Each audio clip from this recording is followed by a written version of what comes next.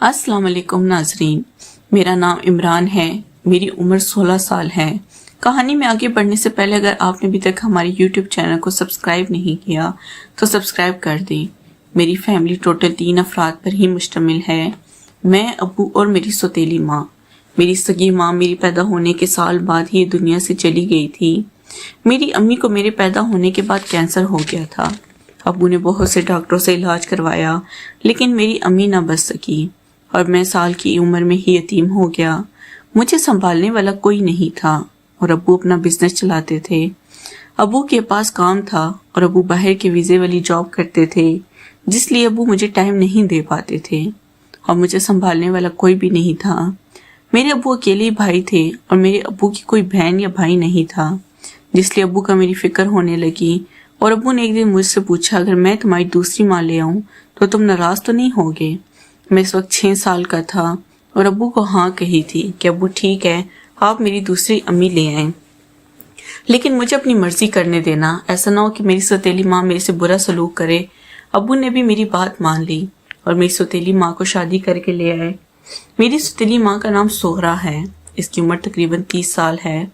मेरी सौतेली माँ से अबू की कोई औलाद नहीं हुई थी, लेकिन मेरी सौतेली माँ बहुत खूबसूरत थी और वो मेरे से बहुत प्यार करती थी, क्योंकि इसके पास औलाद नहीं थी और वो मेरा बहुत ख्याल करती थी। मैं ऐसे हंसता बढ़ता हुआ गया और अब्बू ने मुझे स्कूल में दाखिल करवा दिया। मैं एक प्राइवेट स्कूल में पढ़ता था और बहुत से लड़के मेरे दोस्त बन गए थे।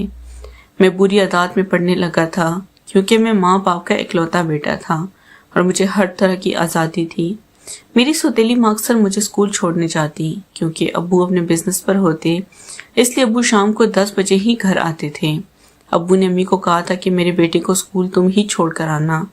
मैं अब 16 साल का हो गया था और मेरे पास अपनी बाइक भी थी, लेकिन अम्मी मेरे साथ जाती और वापसी पर रिश्ते पर वापस आ जाती, क्योंकि अब्बू का एक ही बेटा होने की वजह से मैं काफ़ी लाडला था और अब्बू मुझे बहुत प्यार करते थे। मेरी सौतेली माँ भी मेरा बहुत ख्याल रखती थी, लेकिन मेरी सौतेली माँ इतनी खूबसूरत थी कि मैं इस पर दिल हारने लगा था। वो मेरा दिल करते थे कि इसके साथ कुछ करूं, क्योंकि मेरे दोस्तों ने मुझे जो बातें बताई थी वो बातें सुनकर मैं तो ख़राब हो गया था। जब मेरी माँ मुझे स्कूल छोड़ना चाहती थी, मेरे स्कूल के दोस्त गेट पर ही खड़े होते थे और मेरी माँ को देखकर इसका मजाक उड़ाते और कहते कि तुम्हारी माँ बहुत खूबसूरत है और इसका फिक्र भी बहुत अच्छा है, तुम खुश नसीब हो, तुम्हारे मज़े होंगे। लेकिन मैं नहीं खड़े होते और मेरी माँ को देखकर इसका मजाक उड़ाते और कहते कि तुम्हारी माँ बहुत खूबसूरत है और इसका फिगर भी बहुत अच्छा है, तुम खुश नसीब हो तो तुम्हारे मज़े होंगे।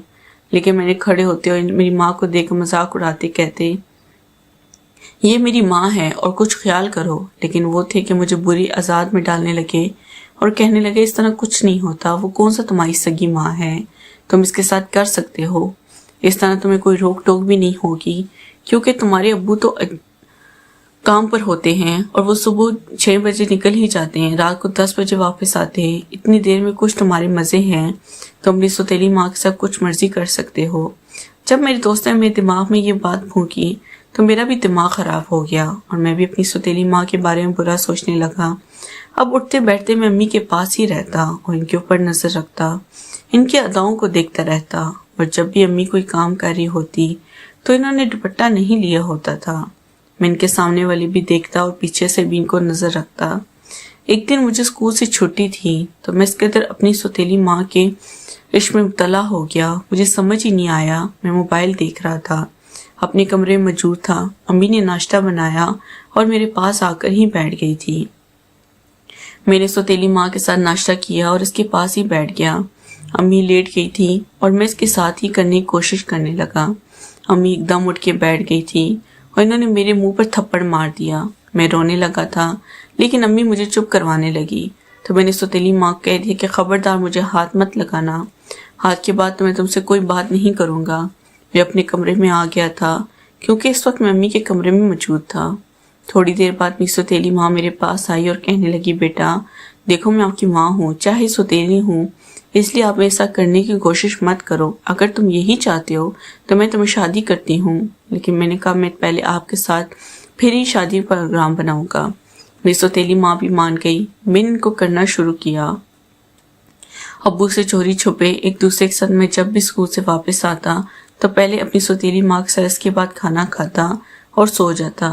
اب وہ کس بات کا نہیں پتا کیا ماں بیٹا میں آخر کون سا گل کھلا رہے ہیں۔